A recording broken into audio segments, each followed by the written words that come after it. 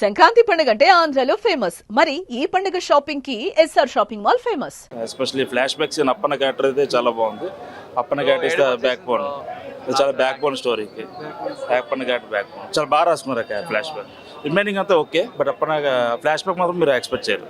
అంటే శంకర్ గారి సినిమా అనగానే సాంగ్స్ కంటే డిఫరెంట్ ఇది ఉంటుంది, ఒక ఆరా టైప్. యా, అది ఫస్ట్ నుంచి ఆయనకి ఉంది. బట్ ఏంటంటే at the same time story cut songs కూడా చేస్తారు. ఇందులో కూడా అదే కూడా జరిగింది.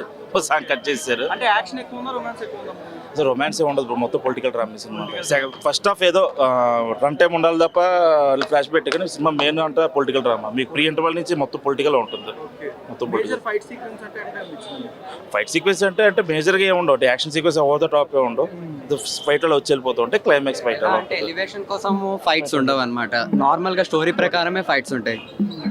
అండ్ ఆల్సో పొలిటికల్ బ్యాక్గ్రౌండ్ అంటే ఇంట్రెస్ట్ ఉండే వాళ్ళకి, మన ఎల్డర్స్ వాళ్ళకి బాగా కనెక్ట్ అవుతుంది సినిమా వచ్చేసి. But don't forget Appanna character flash back చాలా ఏడిపించేసాడు రామ్ చరణ్ ఫ్లాష్ బ్యాక్ లో. అసలు యాక్టింగ్ మైండ్ బ్లోయింగ్. అసలు మెయిన్ క్యారెక్టరైజేషన్ ఎస్జే సూర్య గారు, సముద్రకర్ణి గారు, శ్రీకాంత్ గారు ఎవరిని ఎక్కువసేపు అనిపించింది? ఎస్జే సూర్య అసలు యాక్టింగ్ ఆయన జీవించేశాడు. రామ్ చరణ్ అసలు ఇచ్చి వాడేశాడు అన్న. క్లైమాక్స్ లో ఎస్జే సూర్య రామ్ చరణ్ ఇమిటేట్ చేస్తాడు, అది మిస్ అవుతుంది. క్రేజ్ అసలు. డైలాగ్ ఏదైనా ఒకసారి సినిమాలో అంటే మ్యారేజం అలా మ్యారేజ్ చేస్తారు. But Appanna character one of the iconic characters. ఇంకో 1 hour సినిమా అతని మీద చేసిన ఆడేస్తారు. మూవీ అయితే రెగ్యులర్ కమర్షియల్ ప్లాట్ భయ్య. దిల్ రాజు ముందే చెప్పినట్టు 4 years ముందే శంకర్ గారు ప్రొడక్ట్ చేశారు. సో అట్లాంటి సీన్స్ మనకు క్లైమాక్స్లో కనిపిస్తాయి. రామ్ చరణ్ గారి యాక్టింగ్ బాగున్నది. ఫస్ట్ హాఫ్ అయితే యావరేజ్గా ఉంది. ఇంటర్వెల్ ట్విస్ట్ అనేది సెకండ్ హాఫ్ మీద ఎక్స్పెక్టేషన్స్ పెంచింది. సెకండ్ హాఫ్లో ఎమోషన్స్ అండ్ కొన్ని సీన్స్ మెయిన్గా సెకండ్ హాఫ్లో ఎస్జే సూర్య గారు అండ్ రామ్ చరణ్ గారి మధ్య వచ్చే సీన్స్ కొంచెం ఇంట్రెస్టింగ్గా క్రియేట్ చేస్తాయి. కామెడీ సీన్స్ అంతగా అయితే వర్కౌట్ అవ్వలేదు. క్లైమాక్స్ కూడా కొంచెం ఇంట్రెస్టింగ్గా నరేట్ చేశారు.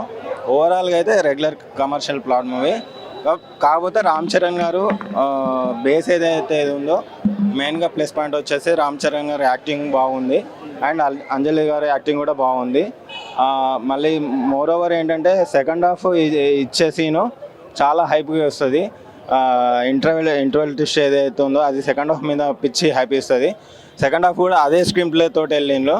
బట్ మనకి ఇక్కడ ఒక మైనస్ ఏంటంటే ఈ స్క్రీన్ ప్లే, ఈ స్టోరీ ఏదైతుందో మనం ఆల్రెడీ శంకర్ గారి ప్రీవియస్ మూవీస్లో చూసాం. భారతీయుడు కానీ, జెంటిల్మెన్ కానీ, ఒకే ఒక్కటి కానీ. నాకైతే ఒకే ఒక్కడు అప్డేట్ వర్షన్లో చూసినట్టు అనిపించింది. మిగతా ఆడియన్స్కి ఎలా ఉంటుందో తెలియదు. బట్ ఓవరాల్గా అయితే it's a regular commercial plot movie. Audience అయితే బాగా ఎంజాయ్ చేస్తారు. ముఖ్యంగా చరణ్ ఫ్యాన్స్ ఎవరైతే ఉన్నారో అందరూ ఎంజాయ్ చేస్తారు.